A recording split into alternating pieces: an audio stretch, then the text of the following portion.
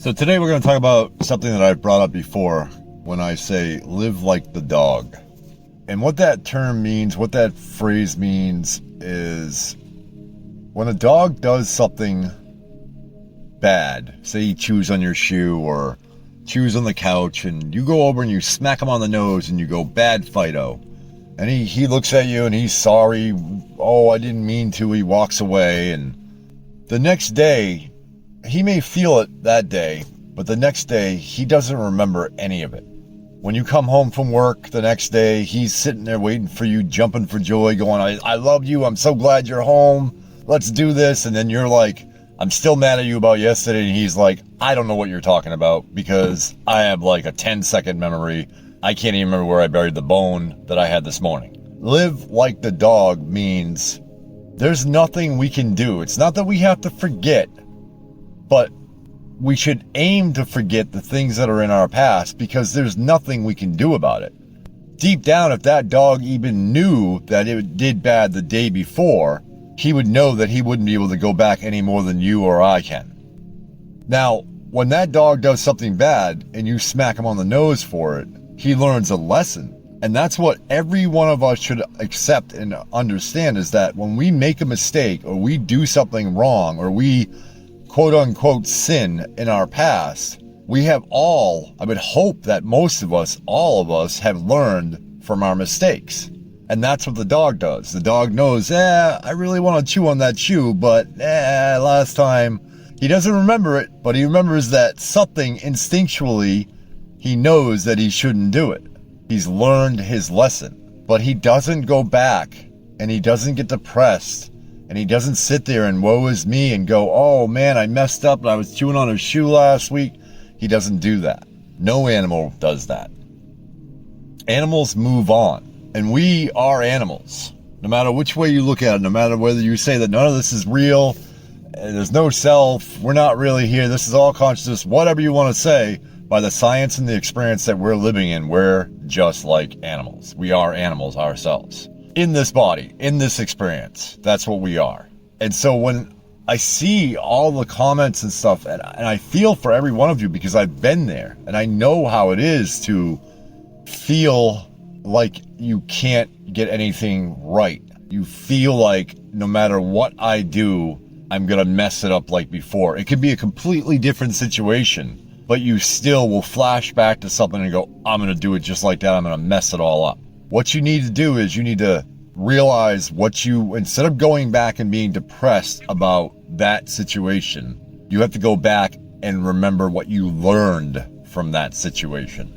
Not going back and reliving the mistake, but going back and reliving the lesson so that you can apply it forward. The problem with basically everything in the society or in the world that we live in is that it was built, and I'm not pointing out any singular religion on this, but Christianity is going to come up a lot. But everything, our modern society, any modern society in the world right now was built on these religions. Once Rome decided to take Christianity in as its co-author of governance, everything changed. Now, before they did that, Rome, it's funny because everybody thinks of Rome as being, brutal, but they were actually a great republic to live in. Then they introduced the dogma of everything.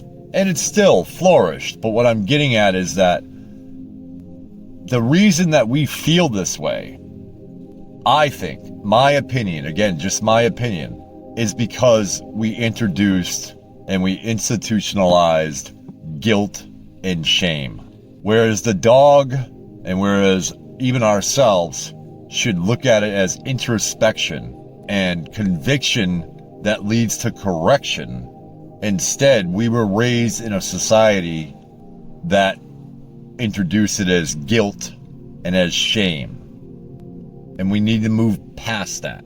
Whether you're still in religion or not in a religion that tells you you need to fear God and you need to watch out for what you're doing, you still can move above this. Any one of those religions will tell you that God is love. Well, God could only be love in one way. There's only one way that a supreme all could be love, and that would be unconditional love. And you cannot be unconditionally loving if you're going to threaten by the use of fear and torment of those below you. It's just not possible, folks. I won't get into a big spiel about this, but think about it for a second. How can your mother loves you, your father loves you, or you love your children? Okay, but then they do something wrong and you say, I love him, but I can't stand when he does that. That's conditional love. That's what we as humans can do. I don't really see any humans unconditionally loving anything. I'm sure there are some. I know that my mother probably, I put my mother through hell, so I imagine she did her best to give me unconditional love.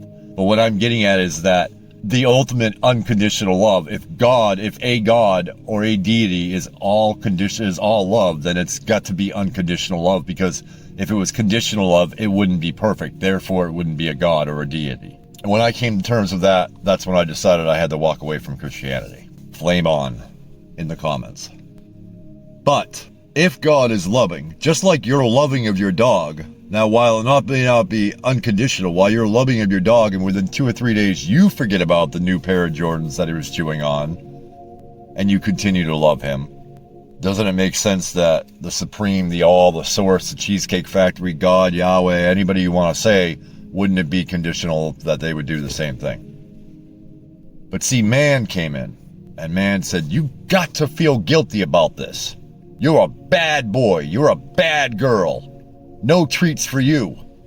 You don't get a sticker on your forehead. We were programmed. We were domesticated, just like our pets. We were told what was right and what is wrong. We had to have somebody write down laws to tell us what was right and what was wrong, even though instinctually it is in every single one of us to know what is right and what is wrong. Call it God essence, call it Christ consciousness, call it whatever you want. We all know deep down what is right and what is wrong. Now, that doesn't mean that you're going to choose the right. We have free will. So there will be some people that will just choose the wrong. And there will be some people that just choose the right. And then there will be those people that just stay in the middle. Or maybe they sway left and they sway right. They always come back to one or the other. I've been there. I've done that. I don't think there's any perfection. I don't think there's any way not to sway through the lines, through the yin and the yang. I think that it's always cultivating one or the other.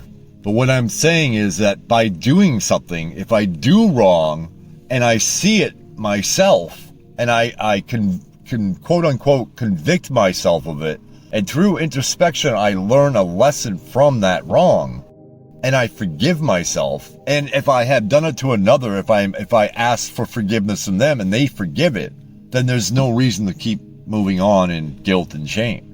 There's no reason for guilt and shame in the first place. Guilt and shame is man-made. It's not instinctual.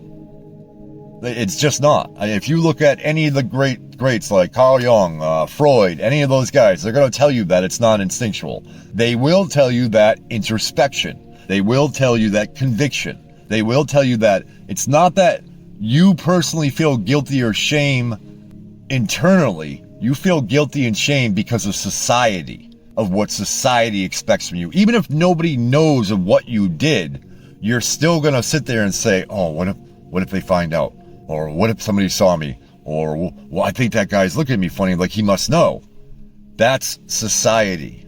What you need to worry about is internally, how you're dealing with it. And what you need to do is, if you have something from your past, I'm not telling you, like I said in the beginning, to forget about it. I'm telling you to bring it out, figure it out, talk it out. If you can ask for forgiveness, if it's not too late, then do so.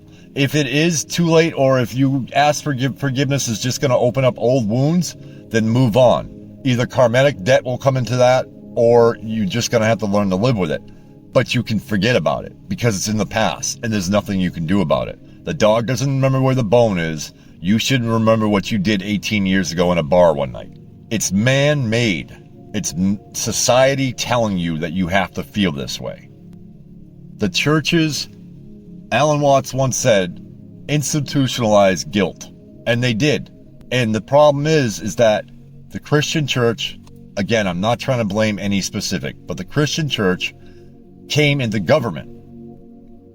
When Rome started doing all that with them, it expanded. We all know how it expanded. It expanded, and then if you look at our court systems in the United States of America, they're based on Christian values, Roman law, and philosophy. Literally built on Aristotle. They're built on Plato. They're built on some Socrates.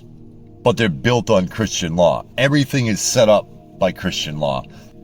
It's all related. And when these governments expanded and they came to America, and when they did that, they brought the guilt and they brought the shame, and we're going to stone you to death for stealing a loaf of bread. Folks, it's man-made. I'm not saying you don't have to believe in Christianity. I'm not saying you have to believe in Judaism, Islam, Buddhism, or any of those things, but realize that they're all man-made. Everything is man-made and everything is opinion. Our minds cannot fully comprehend what it is, what all is. None of us can. I don't care if you've reached nirvana or you are enlightened or awakened. We're all enlightened and awakened. As soon as we watch the first video on spirituality, or pick up the first Bible, or pick up the first book by some mystic writer, you are enlightened. Your mind has changed. I'm not saying anything against spirituality or religion. What I'm saying is realize that the only person that knows your truth is you. The only person that can convict you is you. The only person that can judge you is you. We have to realize that the only person that's in charge of the person that you are is you. If you feel guilty and you feel shame, it comes from society, but it is your responsibility to work through it. I will not get into the details of my life, folks, but my life in 50 years has been pretty much a tornado and a volcano starting at the same time. And I didn't get to the point that I'm at now until a few years ago, when I realized that it's me that has to forgive me. Because when I would have those dark nights sitting there thinking to myself how horrible I was and how much I hated myself, it was because all I was willing to do was look at the pain, look at the mistake, look at the quote-unquote sin of it. But I was not willing to look at the lesson that I learned and move on. But I am thankful, more than I can ever explain in words, that I finally had that moment when I realized I had to bring it to the forefront, and I had to go through it with myself, and I had to ask myself to forgive myself. And that's what I'm telling you. This was all over the place. I didn't mean it for it to be confusing. I didn't mean to throw digs at certain religions or anything like that. What I was getting at was, you need to live like the dog. You need to learn from your mistakes and move on. Sit down, talk to yourself. The reason why you're not finding anything, the reason why you continue to seek, is because you're not doing the inner work. And I am totally guilty of this myself. Even after all these years, I have still not picked away at all the little things. Go through the conviction. Find out what you are mad at yourself for, what you may hate yourself for, and bring that up and talk about it to yourself. Or even with others if you want, but bring it out into the light. Because as long as we leave it in the darkness of our minds, it will always be there. We may not, oh, well, I can't see it. I don't hear it right now. I'm not feeling guilty right now. But it's there. Bring it out. Deal with it. Every one of those religions that I mentioned tells you to do the same thing. Teachers of those religions, I should say, tell you to do what I'm telling you to do. But the men that came afterwards had their opinions of what those teachers meant. And their opinions dealt with guilt and shame. Do not guilt yourself. Do not shame yourself. Talk to yourself. Love yourself unconditionally. And come to a conclusion of how you can move forward and live this experience the best you can, until we are all together as one. I love you all. Walk in light. Until next time, my friends, I ask all people everywhere to plant seeds of love, peace, joy, and oneness.